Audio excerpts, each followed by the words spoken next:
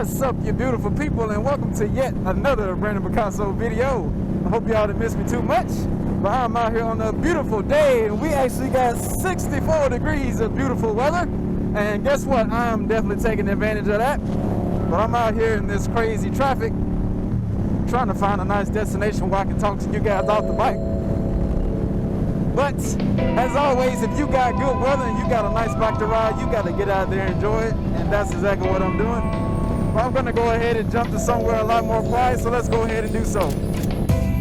And we're back. Let's see what we got out here.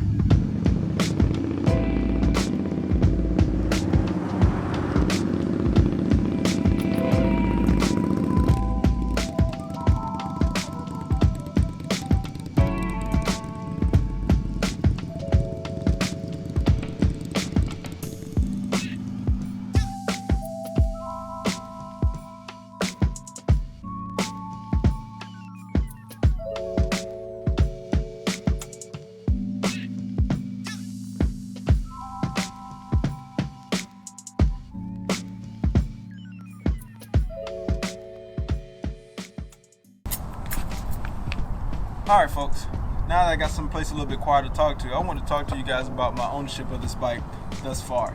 Now I've had this bike since 0 miles, so I've been through the whole break-in process, and now I'm right at about 1,000 miles. And so far the ownership of it has been pretty rock solid. But as far as things like the heat issue and the foot pegs, things like that are not really deal breakers. But moving forward, I do plan on doing a couple more mods to this bike, but I don't really know whether or not I want to do anything more performance related to it. Because reason being, after riding this bike with the Trask slip-ons and just experiencing the power that it has, the 100 horsepower and I think it's 72 foot-pounds of torque, or 74, whichever one. This bike really has a lot of power for the weight, for the weight that it has. So the power to weight ratio is pretty high. So it had me thinking that, do I really want to do any more performance related things to this bike? Because that's only going to eat up gas. Other than the power commander or air filter, and the air filter, I may not honestly do anything else to this bike, but I do want to do some cosmetic things to it outside of the exhaust. So those are some of the things that I may be exploring. But as far as the overall performance and maintenance and overall ownership of this bike has been pretty rock solid. Now in the previous video, when I first bought the bike, I told you guys how much I bought the bike for. I got it for $12,000, no taxes. Well, they included the taxes. I got that out the door price, and I got it at 2.25%. over the course of 60 months, so that's the term of the loan. So monthly, this bike costs me around $220.89. Outside of the bike payment, I also have insurance payments, which cost me about $75. So this bike runs me, give or take, $300 a month outside of gas, and honestly doesn't drink that much gas. So far, I feel like it's not that big of an investment to own this bike. So for those of you that are wondering how much it costs for me to own it and how much the running cost of it, it's been really minimal. But I did do the oil change for the 500-mile service myself and all the maintenance involved with that. So I didn't really have to worry about any of those fees or the costs associated with that. If you haven't seen, I do have a video, with the Scout Bobber and my M109 side by side, making pulls against each other. And the Scout Bobber holds its own pretty well for, at the time, it being a stock bike without the Trask slip-on exhaust that I put on here, which I might add are very loud. And I've also contemplated a couple times actually taking them off because they're just really loud.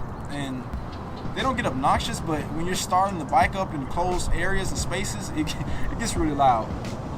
But the bike itself performs well, and like I said, I don't really know if I want to do anything performance related, but I do want to explore some of the appearance mods for the bike, because every Scout Bobber that you see on YouTube is pretty much the same outside of something made by Rolling Sands or some of these custom shops that are actually customizing these bikes. So I really want to explore some appearance things with the bike maybe, but I don't know if I'm going to do anything else performance related. Heck, I might even leave the bike alone. I don't know. You see the mirrors haven't been changed. Honestly, I've been focusing on riding this bike and just enjoying it. It's been a fun bike. So I don't really know exactly what I'm going to do, but like I said, I can't speak highly enough of this bike. It's a great bike for the money you pay for it. You get a really great deal.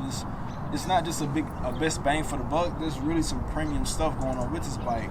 And in the previous video, I go over some of the things that I find a little bit cheap about the bike, because there are some things that Indian could have done better. But overall, the package for this bike is really great for what you pay for compared to the competition. But that's all I have for you guys today. As always, thanks for watching, and I'll see y'all in the next one. Peace out.